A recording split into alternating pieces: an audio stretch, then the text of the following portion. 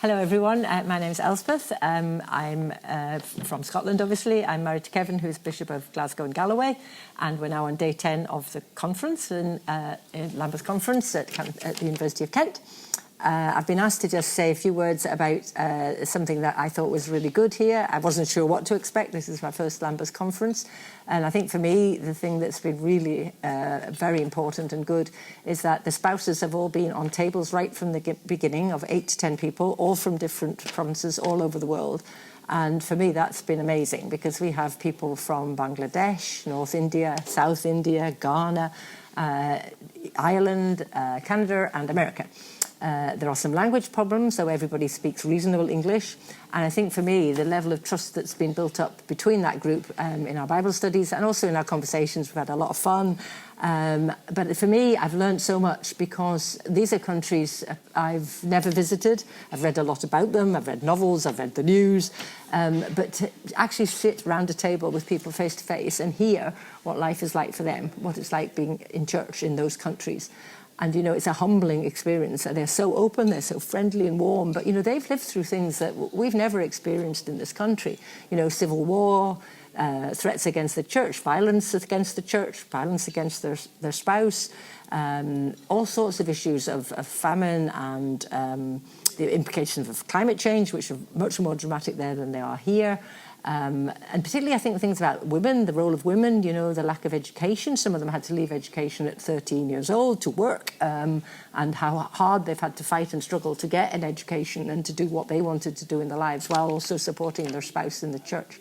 So for me, that's been extraordinary and very good. And I think the other thing is that although we are divided by language and culture dramatically, in other ways we're absolutely united because we're all members of the same church and we're all having the same faith, and that's all alive for all of us. And people speak very openly about this. And that's been very special and good. And for me, it's really opened my eyes to what the worldwide communion actually means, because it's my first exposure to this, apart from sometimes meeting bishops from other countries. But for me, that's very special and something I shall certainly take away. And I think when you see that, you know, they're living, praying and worshipping together as a group. And for me, I was asked, you know, what a highlight from that was we've had lots of great worship, beautiful music led and everybody joining in, and then different countries asked to sing in their own language, and they teach us the spouses. This is us doing our thing in the tent.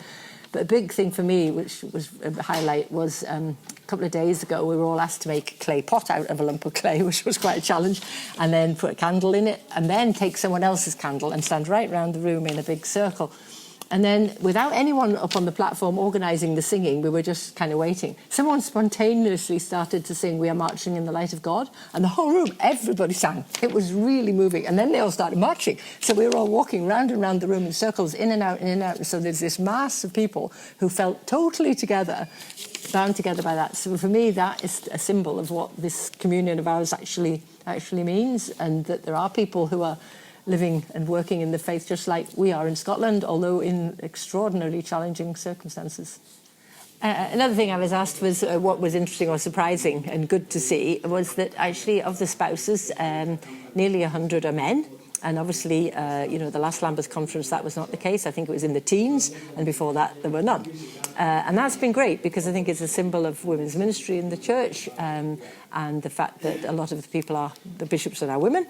And the other interesting thing here is whoever you sit next to at lunch is different every day, just who you happen to land.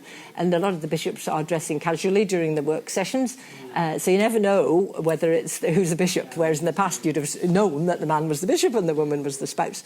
And that's really good for me, I think. And it's been very interesting to meet, you know, I have 2 men on my table, and they're the wives of the bishops, and they're also balancing the same things. You know, they're trying to balance their own career with their family and supporting their spouse in the work.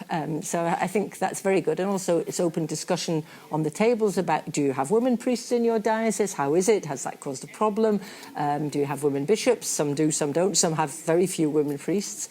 And I think that's good because, again, it's a sign of the Anglican Communion of Women's Ministry.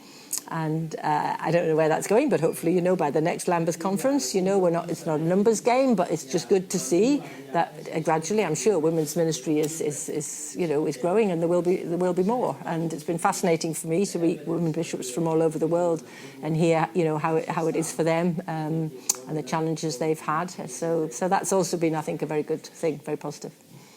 I've been asked also to say one thing that was very special for me personally that happened here. And I think it's a good example because there's a contrast. Obviously, this meeting here is very busy. We have a tight programme every day, constant activity, morning, noon and night, one thing and another.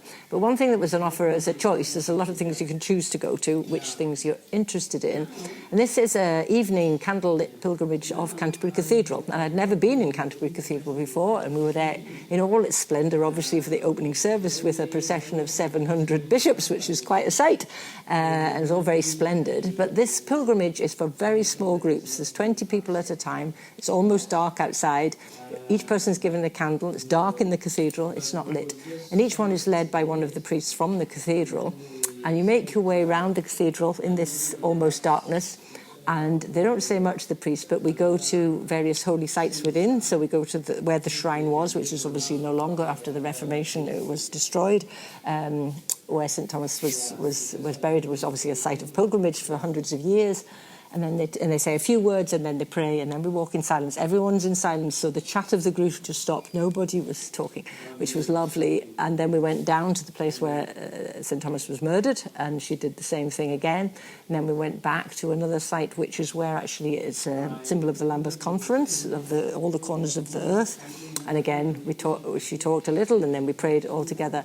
And that was very special from a prayer point of view, but also from just experience that beautiful building when it's empty, when it's quiet, and the grandeur and the scale and the height of it, and the light within that darkness was very special, I think. So if you're ever in Canterbury and you get the opportunity to go, I would highly recommend it.